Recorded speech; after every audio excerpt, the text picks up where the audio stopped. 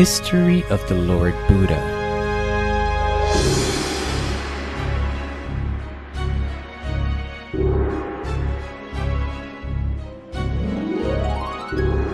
Our Bodhisattva continued to contemplate his enlightened knowledge until he became enlightened as the Buddha early the following morning. He had finally liberated himself from the sense sphere that imprisoned every living being after countless existences dedicated to discovering the path out of suffering.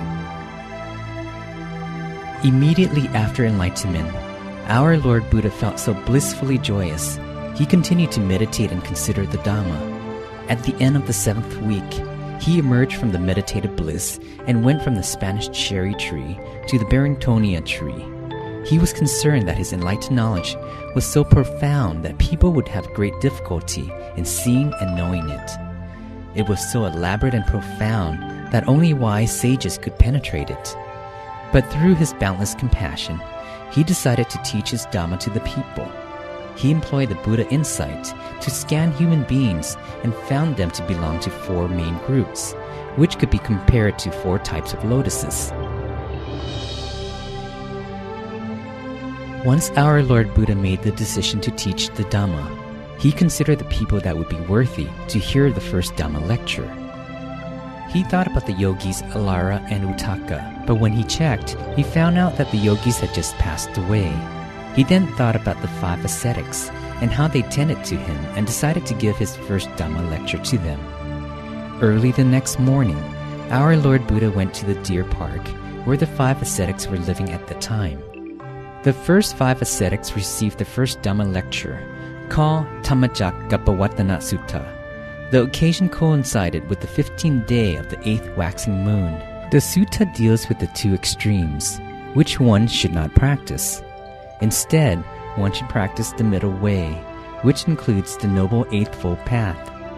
The Noble Eightfold Path in turn leads to the truth about life, which is called the Four Noble Truths. In his first Dhamma lecture, the ascetic Kondanya was able to attain the path of stream entrance. When the Lord Buddha realized this fact, he ordained Kondanya in a supernormal ordination called Ehi Bhikkhu Pa Sampata, by saying, "Let you become a monk. Practice what I teach you, and practice chastity in order to put an end to suffering." Soon afterward, the rest of the ascetics also attained the path of stream entrance and given the Ehi Bhikkhu ordination by the Lord Buddha. After their ordination, our Lord Buddha gave another Dhamma lecture called Anattalakkana Sutta, which says that the 5 aggregates are impermanent and should not be adhered to. Such understanding can lead to the end of defilements. At the end of this Dhamma lecture, the former 5 ascetics attained arahatship and became the first group of arahats, serving as living witnesses to the Buddha's enlightenment. Around that time, there was a gentleman by the name of Yasa, who was the son of a wealthy man living not too far away from Deer Park. He had grown tired of the householder's life and decided to go into Deer Park. As he did so, he kept muttering, "This place is chaotic. This place is filled with obstacles." As Yasa walked past our Lord Buddha's abode, he heard Yasa's utterance and said, "This place is not chaotic. This place is not filled with obstacles. Come hither, and I will give you a Dhamma lecture." Yasa did so, and our Lord Buddha gave him a Dhamma lecture called Anuppupapikatha, followed by the 4 Noble Truths. At the end of the lecture, Yasa became a stream enterer. The next morning, Yasa's father was out looking for him and heard the same Dhamma lecture from the Lord Buddha. Yasa listened to the Dhamma lecture for the 2nd time and attained arahatship. He was given the Ehi Bhikkhu ordination by the Lord Buddha. Some time later, the monk Yasa's 54 friends heard about his ordination and came to see him. They listened to the same Dhamma lecture from our Lord Buddha and attained arahatship. As a result, there were now 60 arahats altogether. The Buddha then held an assembly of the Sangha, or the order of his perfected disciples, and instructed them on the responsibilities in disseminating Buddhism. After his disciples left, the Buddha headed for Uruvela alone. On his way, he preached to a group of 30 men and helped them attain arahatship. After giving them ordination, he assigned them to propagate his teachings.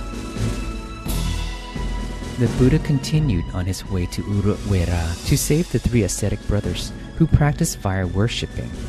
The eldest brother, Uruvela Kassapa, had a retinue of 500. The middle brother, Nadi Kassapa, had a retinue of 300. The youngest brother, Gaya Kassapa, had a retinue of 200. The Lord Buddha had to work a total of 16 miracles before the ascetic brothers and their 1,000 attendants could be converted. They asked to be ordained and was given the Ehipikku Upasampada ordination by the Lord Buddha. Afterwards, our Lord Buddha gave them a Dhamma lecture, and by the end of the lecture, the 3 former ascetics and their attendants attained arahatship. Later still, the Buddha traveled to Raja Garha city of Magadha kingdom to give a sermon to King Bimbisara and the citizens. The king and 11,000 attendants attained stream entrance and took the triple gem as their refuge. King Bimbisara and his attendants became lay devotees. They offered food and other alms to the Sangha. Being concerned that the masses should learn Dhamma and wishing to provide the Lord Buddha and the Arahats a place to stay, King Bimbisara had a monastery built within the bamboo grove. This was considered the first Buddhist temple in the world. The propagation of Buddhism by the Lord Buddha and his perfected disciples enabled many people from different places to learn about Buddhism, and many men were ordained as Buddhist monks.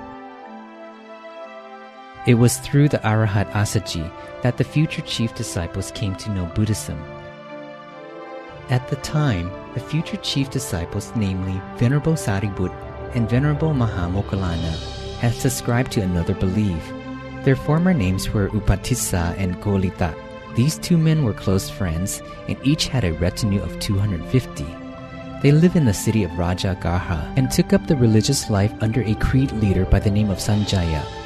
They had learnt everything from their master and still could not find what they were searching for. Therefore, they promised each other that they would go their separate ways to look for a teacher who could tell them the real truth about life, and whoever found the teacher first would tell the other about it. Finally, Upatissa met the Arahat Assaji one day and was very impressed. Upatissa approached the Arahat Assaji and asked, "Who is your master, and what does he teach?" The Arahat Assaji answered, "Any phenomenon which has a cause, my master teaches about the causes of those phenomena and the end of the phenomena. These are what my master teaches." As a result of the wisdom perfection which Upatissa had accumulated over countless lifetimes, he was able to attain stream entrance just by hearing Arahat Assaji's answer. He hastened to find his friend Golita so that he could share the Dhamma with him. Upon hearing it, Golita too attained stream entrance. The 2 men went to tell their master Sanjaya the news, but Sanjaya was indifferent to it. Therefore, the 2 men, along with their retinue, left and went to see the Lord Buddha. They wished to be ordained, so they were given the Ehipikku Upasampada ordination by the Lord Buddha.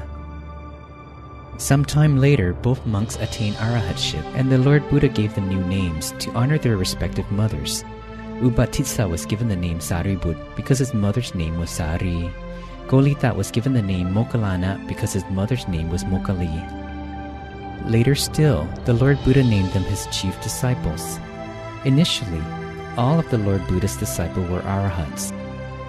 As soon as the monks attained arahatship, they went their separate ways in order to propagate Buddhism. They went far and wide.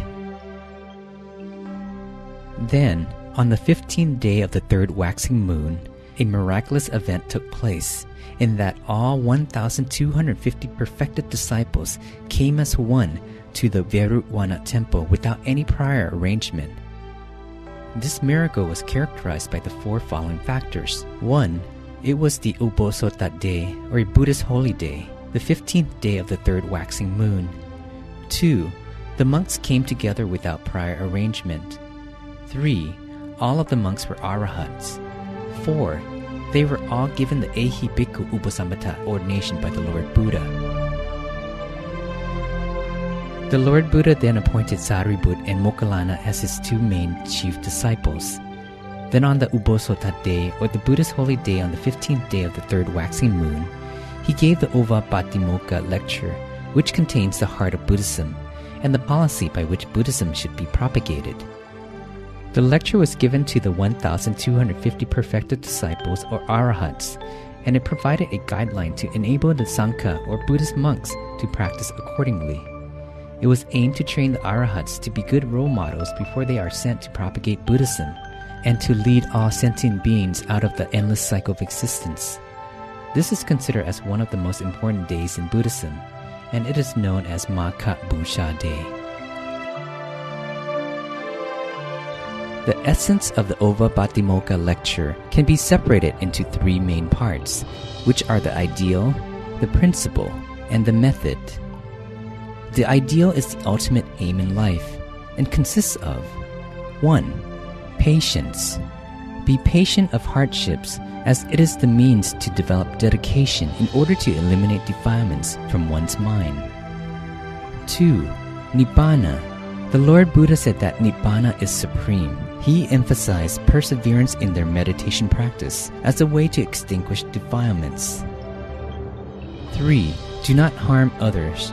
The means to achieve the Buddhist ideal is by abstaining from maligning others, from hurting others, physically and mentally. Those who aspire to attain Nibbana must have compassion and kindness. The principle is the way to correctly lead the Buddhist way of life. 1. Abandon all misdeeds regardless of the degree, because we exist under the law of karma. 2. Cultivate all that is wholesome at every opportunity we have. 3. Purify one's mind by meditating consistently every day. The method is the course of cultivating oneself and propagating Buddhism. 1.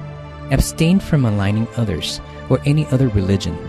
Use intelligence to educate others on Buddhism. 2.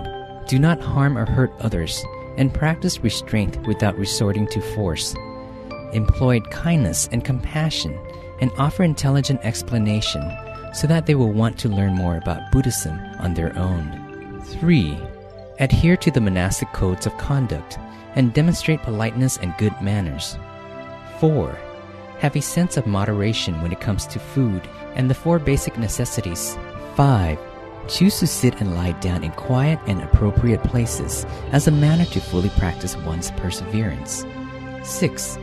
Be diligent in one's meditation practice in order to eliminate one's defilements. After preaching the Ova Patimokkha, the Lord Buddha and his disciple earnestly propagated Buddhism until it became established in the various provinces. Throughout his 45-year ministry, the Lord Buddha performed all the duties of every Buddha before him by teaching the Dhamma, propagating Buddhism, and establishing Buddhism.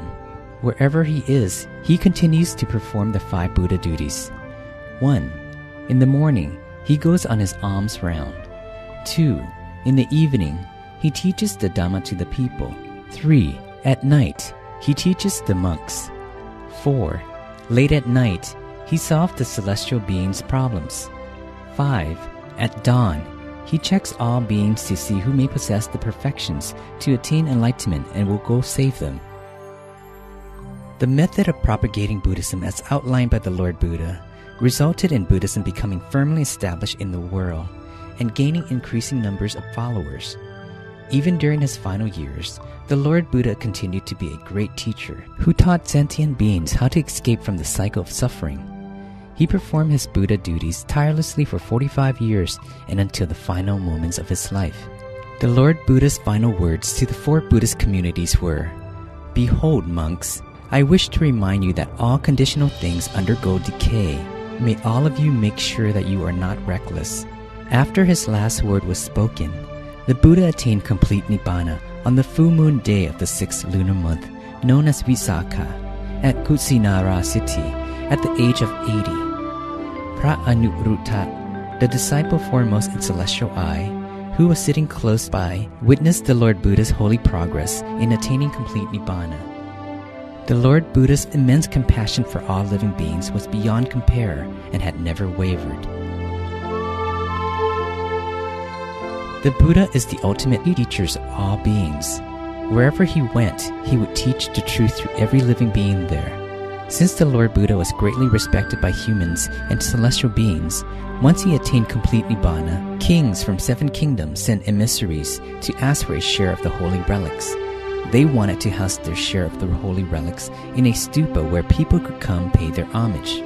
Even kings of celestial realms descended to earth to invite the relics to be enshrined in the heavenly Julamani stupa, located in Tawatimsa heaven, so that celestial being too can also offer their homage.